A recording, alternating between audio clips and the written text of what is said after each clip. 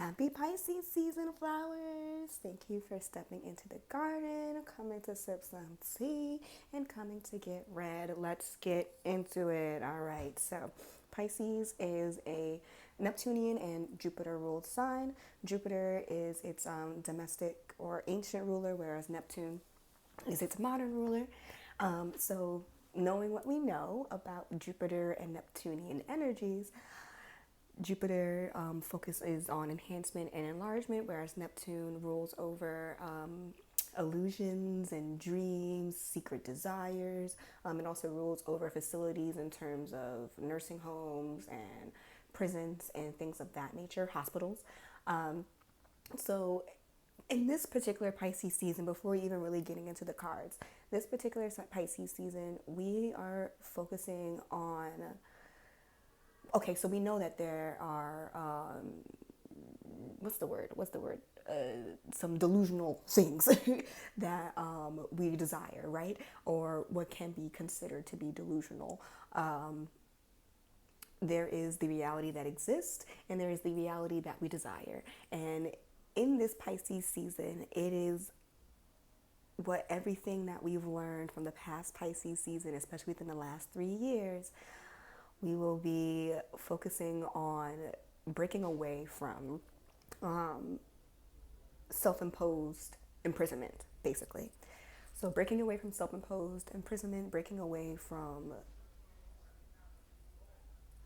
the idea that these ideas that keep us imprisoned in a reality that is not conducive, that does not serve, and definitely does not serve the creative matrix that is you. I know for myself personally, I've been going through a sort of kind of renaissance with myself in terms of songwriting and writing again and writing about certain topics and writing in certain ways. So I can see that for a lot of us during this Pisces season. We do have what is it? This Venus Neptune conjunction in Pisces that has, by the time I post this video, it would have already happened. And then we have the Pisces new moon in February 19th. And on the same day, Venus is entering Aries. So there's a lot of planetary movement going into this Pisces season that is really focusing on. And then that Venus Aries is going to conjunct that Jupiter in Aries. So we have a lot of these Venusian, Neptunian, Jupiter energies working with each other in order to bring us to crossing over the threshold in the most nurturing and loving and luckiest way possible, honestly. Pisces season and Pisces energy can be a little draining, but for this particular season, what I'm getting is, as long as you do your best to kind of clarify the fog, to keep your head, not even keep your head above the smoke, but to filter out the smoke, to, in a sense, almost manipulate the smoke to your will and create something solid out of it, become a bender.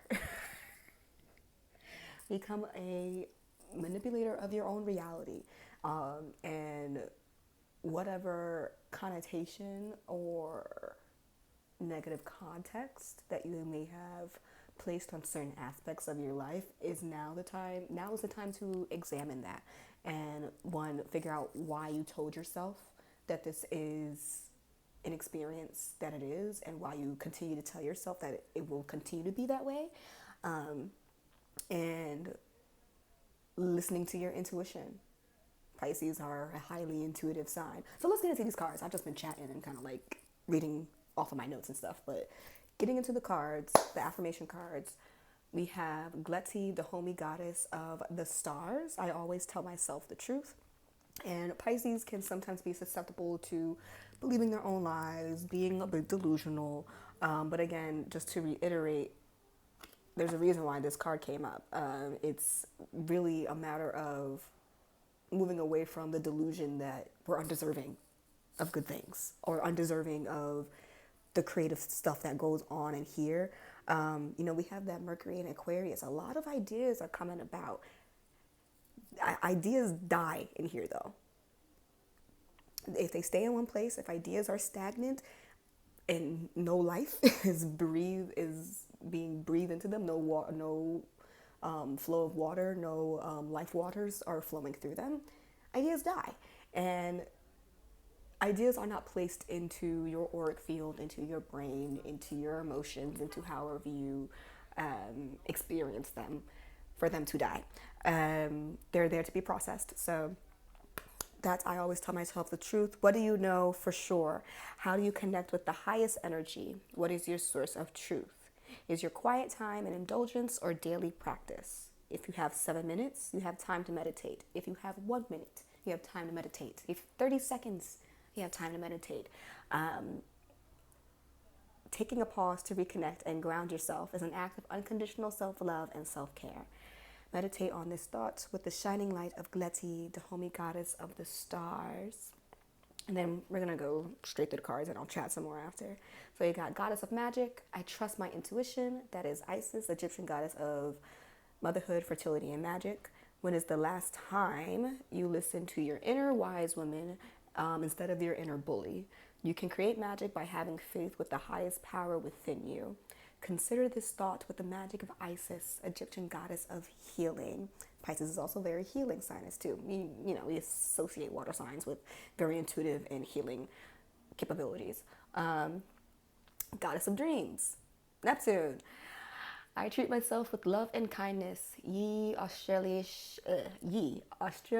Aboriginal goddess of dreams, sleep, light, and creation. You teach the people in your life how to treat you. What if you taught them to love, honor, cherish, and respect you? If you took full responsibility for your life and owned every step you have taken, what would that mean? Ultimately, people will treat us the same way we treat ourselves. Accept this thought with the essence of the Australian Aboriginal goddess of sleep. And then,